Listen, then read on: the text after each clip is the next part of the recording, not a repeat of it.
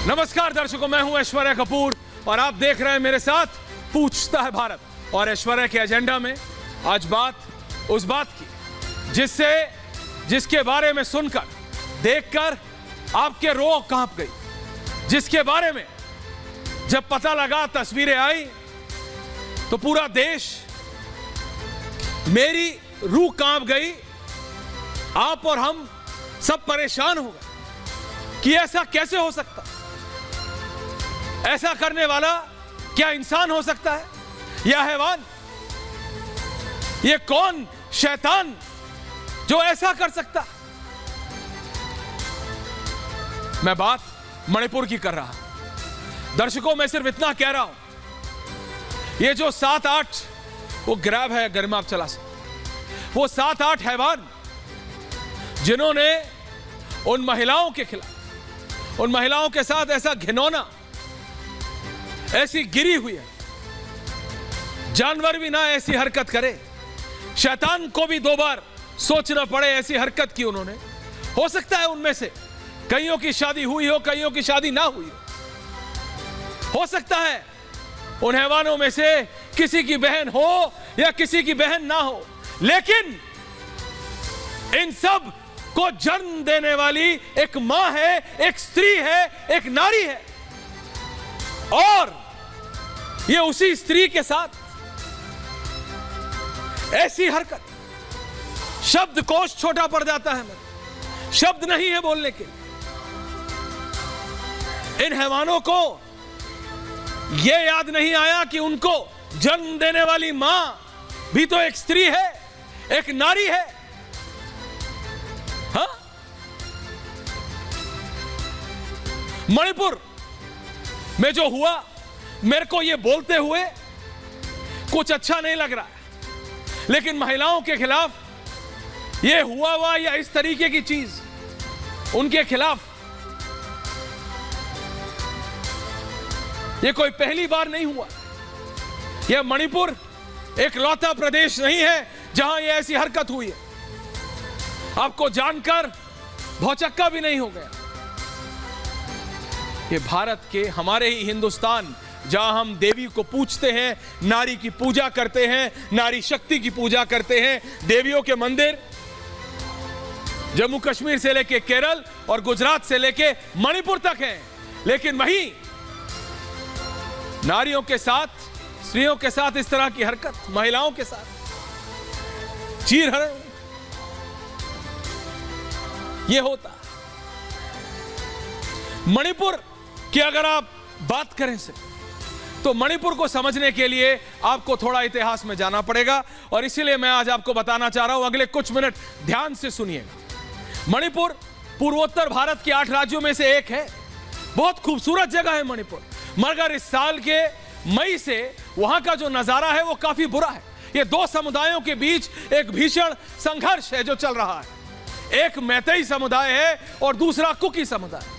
आप इन दोनों नामों को याद रखिएगा, क्योंकि इस संघर्ष को समझने के लिए इन दोनों समुदायों के इतिहास और संस्कृति को जानना बहुत अहम है, और यही कड़ी है। तो आइए अगले 3 से 4 मिनट में इसको समझने की कोशिश करते हैं। क्या आपने कभी सोचा है कि कितना प्राचीन है मणिपुर या इसकी सभ्यता? नहीं, इसका पहला वर्णन 33वीं ईस्वी के चेतेहाल कुंभाबा नाम के एक स्रोत में मिलता है। हालांकि यह 100% प्रमाणिक नहीं है, क्योंकि यह एक कोर्ट क्रॉनिकल है जिसे कहते हैं, यानी एक ऐतिहासिक राजकीय तिथि ग्रंथ या विवरण कह सकते हैं, आप इसे पौराणिक कथा कह सकते हैं, और इतिहास का मिश्रण है ये। इस ऐतिहासिक राजकीय अभिलेख में मणिपुर में एक मैतेई साम्राज्य होने का जिक्र मिलता है, जिसकी वंशावली पाखंबा नाम के राजा से मिलती है। और ये जो आप ड्रैगन देख रहे हैं, ये कोई आम सांप नहीं है, ये वही ड्रैगन या फिर सर्पेंट किंग है, जो कि इसी मैतेई साम्राज्य का प्रतीक चिन्ह था। आज भी काफी लोकप्रिय है। ये एक सांप है ये, जिसकी पूंछ उसी के मुंह में है। हर मैतेई शासक की वंशावली पाखंबा से निकली है, या कम से कम ऐसी मान्यता है। वो कई भगवानों को मानते थे, पर वो हिंदू धर्म नहीं था। हालांकि आज ये भी एक रियलिटी है, अधिकांश मैतेई हिंदू हैं, मगर उस कालखंड में वो सनामाहिज्म को मानते। This is also a fact. उस समय मैतेई एकलौते नहीं थे, वहां एक दूसरा समुदाय भी था, वो कुकी नहीं था, वो थे नागा। ये क्या मालूम था आपको? इस समुदाय मणिपुर के पहाड़ी इलाकों में रहा करते थे, वे आदिवासी थे और अक्सर मैतेई साम्राज्य पर हमला करते थे। यही है इतिहास, यहीं पे आके इतिहास कुछ थोड़ा स्पष्ट हो जाता है, यानी एम्बिगुइटी आ जाती है। मैतेई ये कहते हैं कि उनके साम्राज्य में सब कुछ था, घाटी थी, पहाड़ी था, और वो सब कुछ जिस पर नागा असहमत है। नागा कहते हैं कि वो पहाड़ियों पे रहते थे और वो आदिवासी थे और वो हमेशा से स्वतंत्र थे। इससे आप इस पूरे मामले की उलझन को समझ पा रहे हैं, पहाड़ी, घाटी, शासक और आदिवासी समुदाय। अब ये पूरा समीकरण और पेचीदा होने जा रहा है। करीब 18वीं सदी के आखिर में अंग्रेजों का आगमन हो जाता है और हर बार की तरह वो अपने काम पर लग गए। यानी साल 1762 में मणिपुर के राजा जयसिंह ने उनके साथ एक संधि की। उन्हें बर्मा यानी आज के म्यांमार से खुद को सुरक्षित रखने के लिए अंग्रेजों की मदद की जरूरत थी। इसी बीच अंग्रेजों को एक चालाकी सूझी, लाइक द ब्रिटिश ऑलवेज, कि कैसे मणिपुर में ज्यादा लोगों को लाकर उन्हें पहाड़ियों के किनारे बसाया जा सके। इसके दो उद्देश्य अंग्रेजों ने बताए। पहला ये, इससे बर्मा के आक्रमणों से उससे बचाव होगा, और दूसरा नागा के हमलों से भी रक्षा होगी मैतेई की। इसीलिए मणिपुर के राजा ने भी वही किया। उन्होंने बर्मा के यहां शुरू होता है कुकी चिन पहाड़ियों के आदिवासियों को मणिपुर में बसाया और इसी के साथ राज्य की डेमोग्राफी पूरी तरह से बदल गई। पहले मैतेई, फिर नागा और अब कुकी। मगर मणिपुर पर बर्मा का आक्रमण जारी रहा और कुकी लगातार आते रहे। यूं कहें कि बर्मा में साल 1819 से 1826 तक मणिपुर को अपने अधीन रख लिया। इस कालखंड को तबाही के 7 साल कहे जाते हैं। पहले एंग्लो बर्मा युद्ध के बाद यह गुलामी तो खत्म हो गई, अंग्रेजों की बड़ी जीत हुई। इससे अच्छे और बुरे परिणाम दोनों निकले। अच्छा यह हुआ कि इससे बर्मा की गुलामी तो खत्म हो गई, लेकिन बुरा, अंग्रेजों ने बर्मा की जगह ले ली। मणिपुर अब अंग्रेजों के अधीन हो चुका था, संरक्षित राज्य बन चुका था। हां, सिंहासन पर एक राजा तो था, मगर सब जानते थे कि असली हुक्मरान कौन है।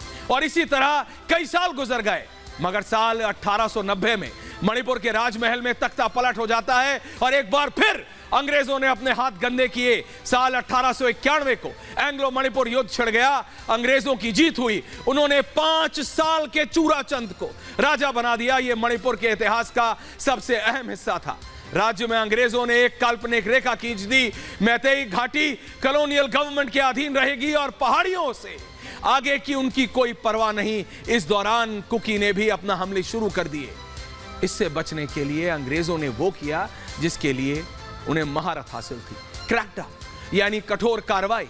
साल 1917 तक ये दुश्मनी चरम तक पहुंच चुकी थी। प्रथम विश्व युद्ध की शुरुआत हो चुकी थी और 5 साल का बालक राजा अब महाराजा बन चुका था। अंग्रेजों ने उससे सैनिकों की मांग की। नागा सहमत थे, मगर कुकी इसके खिलाफ थे और उन्होंने अंग्रेजों के खिलाफ विद्रोह कर दिया। उन्होंने करीब 2 साल तक लड़ाई जारी रखी। अंत में ब्रिटिश इंडियन आर्मी को बुलाना पड़ा। कुकी को जंगलों को और भीतर ढकेल दिया गया। उन्हें ये घटनाएं आज भी मणिपुर की डेमोग्राफी को प्रभावित करती है। राज्य की जनसंख्या में 28% हिस्सेदारी कुकियों की है, मगर ये पहाड़ियों में रहते हैं जो कि राज्य का 90% हिस्सा है। वहीं राज्य में मैतेई की आबादी 53% है, मगर वो घाटियों में रहते हैं जो कि कुल क्षेत्रफल का सिर्फ 10% है। बावजूद इसके सभी के बीच संबंध बहुत हद तक सामान्य थे। जैसा कि मैंने आपको बताया, कुकी को मैतेई रक्षा करने के लिए लाए गए थे। यह सोचिए, वे अंग्रेजों से नफरत करते थे, मगर मैतेई राज परिवार से नहीं। चाहे उनके आखिरी राजा बोधचंद्र सिंह को आप देख लीजिए, वो 1 नहीं, 2 नहीं, 3 नहीं, 4 कुकी अंगरक्षकों के साथ चलते थे। तो फिर क्या हो गया कि कुकी और मैतेई एक दूसरे के खून के प्यासे बन गए? तो सुनिए, देश की स्वतंत्रता से उम्मीद थी कि चीजें बेहतर होंगी, मगर आने वाली सरकारें कुछ खास करने में असफल रही। साल 1947 को मणिपुर भारत का हिस्सा बना और 2 साल बाद यह केंद्र शासित प्रदेश बना। इसी बीच नागा उग्रवाद की शुरुआत हो गई। नागा समुदाय अलग देश की मांग करने लगा। मैतेई ने भी हथियार उठा लिए। वो इससे पहले मणिपुर साम्राज्य के अच्छे पुराने शाही दिनों की खोई हुई महिमा को फिर से हासिल करने के सपने देख रहे थे। अब मैतेई दो मोर्चों पर लड़ाई लड़ रहे थे, पहला भारत सरकार के खिलाफ और दूसरा नागा उग्रवादियों के खिलाफ। जल्द ही कुकियों ने भी अपने उग्रवादी संगठन बना लिए। उनके पास कोई और चारा नहीं था, वे कुकी लैंड की मांग कर रहे थे। हालांकि यह अलग देश की मांग नहीं थी, बल्कि भारत के अंदर ही एक नए राज्य की मांग थी। अब आप देख सकते हैं कि यहां 3 समुदाय हैं और 3 समुदाय अपने अपने संघर्ष है, जबकि उनकी निष्ठा किसी के साथ नहीं। सभी एक दूसरे से नफरत करते हैं, यहां तक कि आदिवासी नागा और कुकी भी। साल 1993 मणिपुर में भीषण हिंसा होती है, सैकड़ों की संख्या में मौत होती है, हजारों बेघर होते हैं। यह उग्रवाद बनाम उग्रवाद था। दुर्भाग्य से वो जख्म जारी थे और अब तक वो भरे नहीं हैं। आज मैतेई की 2 मुख्य शिकायतें हैं। पहले ये कि उन्हें लगता है कि उनकी भाषा और संस्कृति खतरे में है, और दूसरा कि राज्य की डेमोग्राफी बदल चुकी है। कैसे? म्यांमार से वो अपने आप को घिरा हुआ मानते हैं। कुकी अभी भी इलीगल इमिग्रेंट्स की तरह आ रहे हैं। मैतेई खुद को घिरा हुआ महसूस करते हैं, तो उनके मुताबिक इसका क्या समाधान होगा? वे खुद के लिए, यह बहुत इंपॉर्टेंट है, अनुसूचित जनजाति यानी एससी के दर्जे की मांग कर रहे हैं। कुकी के पास यह पहले से ही अनुसूचित जनजाति का दर्जा है, मैतेई भी इसके दर्जे की मांग कर रहे हैं। इससे उन्हें कॉलेजों और सरकारी नौकरियों में कोटा मिलेगा, उनके युवाओं को नौकरी मिलेगी, पढ़ाई। मगर कुकी कहते हैं सोचिएगा भी मत, क्योंकि वो कहते हैं उन्होंने मैतेई को राज करते हुए देखा है, सत्ता की शक्ति का लाभ उठाते देखा है, इसलिए कुकियों को इस आरक्षण की कोई जरूरत नहीं। और ये सब हमें वर्तमान की स्थिति में ले आता है। इन टुडेज टाइम एक राज्य जिसमें अशांति है, आप इसके हालात के लिए एक पहलू को दोष दे सकते हैं? नहीं, बल्कि इसके लिए कई आयाम हैं। इसके मध्यकाल की जियोपॉलिटिक्स, कॉलोनियलिज्म, जियोग्राफी और क्या नहीं। और इस सब के मिश्रण में हमारा नेतृत्व भी शामिल है। आजादी से लेकर आज तक आने वाली सरकारों ने पूर्वोत्तर के साथ क्या किया मणिपुर के साथ, यह जवाब देना होगा। लेकिन जो पिछले 24 से 36 घंटों में तस्वीरें निकल के आई हैं, उसको कोई नकार नहीं सकता कि प्रदेश की सरकार असफल रही है। यह हिस्ट्री बताना इसलिए जरूरी था ताकि कई लोग कई तरीके की बातें कर रहे हैं कुकी और मैतेई के बारे में, धर्म पे बेस्ड बातें हो रही। महिला, कोई भी धर्म हो, हिंदू, मुस्लिम, सिख, ईसाई, कोई भी हो, कुकी हो या मैतेई, महिलाओं की इज्जत सब जगह होती है। सबकी माए, स्त्री, नारी। उसके बावजूद जो हमने देखा मणिपुर में, वो सारे सब के लिए पूरे देश को शर्मसार कर देता है। ये हिस्ट्री से, मणिपुर की हिस्ट्री से आपको समझ आया होगा कि व्हाट्स द रियलिटी।